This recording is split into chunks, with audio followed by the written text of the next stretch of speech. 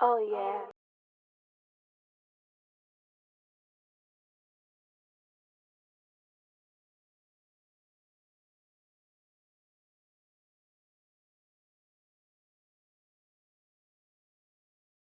Quick weaves, some people consider them like a protective style.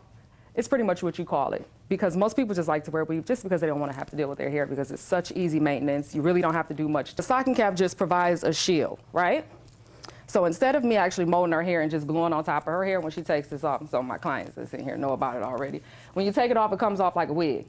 And the point of all of her edges being left out is so that there is no tension on these valuable edges.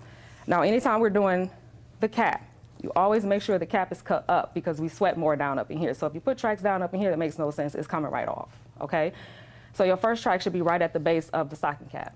So I always cut up at least 1.5 to 2 inches off the hairline. And that really depends on, too, what type of hairstyle I'm doing. So the glue just kind of go from side to side. I think I need to angle myself so y'all can kind of see what I'm doing. Try to bend out just a little bit more. And the most important thing about this one is make sure you get it on her hair, on the stocking cap, and then on her hair again, and that way it doesn't lift. Anytime you're doing a bob, it doesn't make sense in some cases, depending on what type of bob you're doing, to actually have the have the package of hair all the same length, unless they're doing like a blunt cut.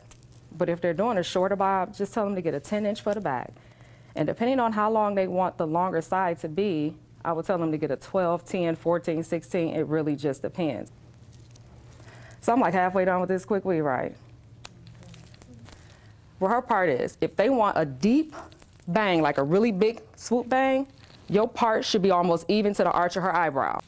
So whenever you're doing that as well, outside of the part, now the tracks have to stack this way.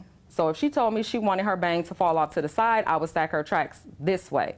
Because any direction you put hair in is the direction it's going to fall, and almost the same thing with blow drying. So when they want a deep bang or even a swoop bang, you make sure the tracks come towards their face, not away from the face.